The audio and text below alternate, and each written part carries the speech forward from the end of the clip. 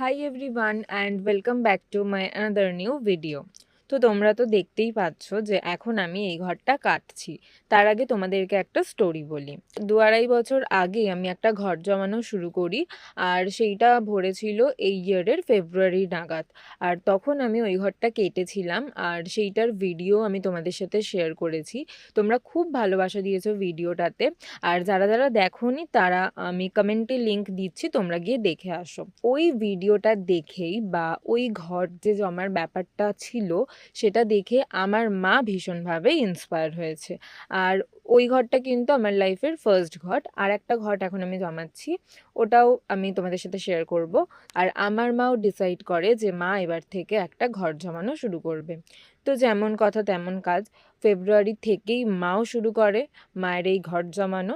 আর এই ঘরটা আমার মায়ের, এটা আমার না।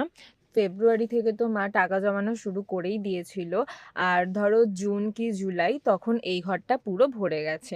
আর আজকে হচ্ছে 23rd অগস্ট। আজকে আমরা ডিসাইড করেছি যে আজকে এই ঘরটা ভাঙবো। আর এইবার আমরা সব টাকাগুলোকে ঢেলে নিয়েছি।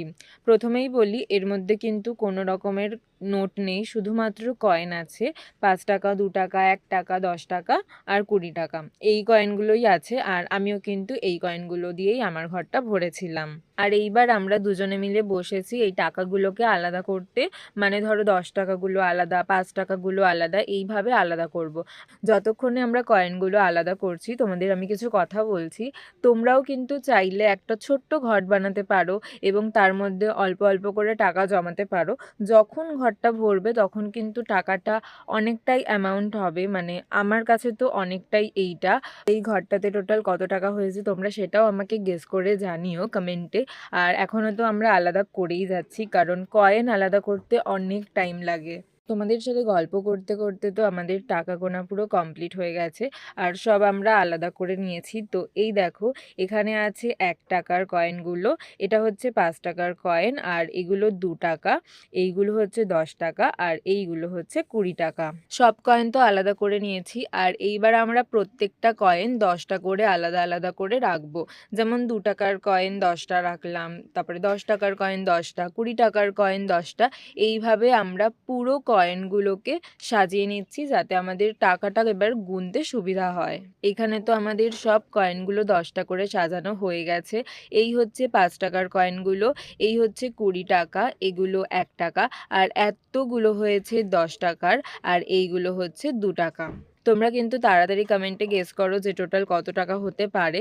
তো এখন আমরা কয়েনগুলো গুনে গুনে এখানে ফোনে ক্যালকুলেটরে আমরা হিসাব করে নিচ্ছি যে কত হতে পারে। আর আমি তো এখন বলেই দেবো অবভিয়াসলি।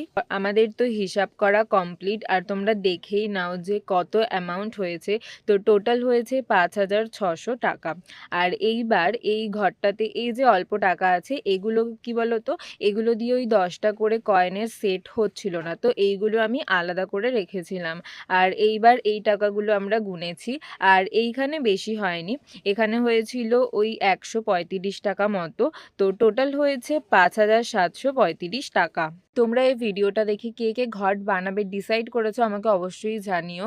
তো যাই হোক, এই 135 টাকাটা তো আমার হয়ে গেছে, আর ওই টাকাগুলো টোটালি মায়ের, কারণ অবভিয়াসলি এটা মায়েরই ঘর। আর ভিডিওটা যদি তোমাদের ভালো লাগে তাহলে তোমরা কিন্তু প্লিজ একটা করে লাইক, শেয়ার আর কমেন্ট করতে একদম ভুলো না। দেখা হবে আবার তোমাদের সাথে অন্য কোনো নতুন ভিডিওতে। টাটা।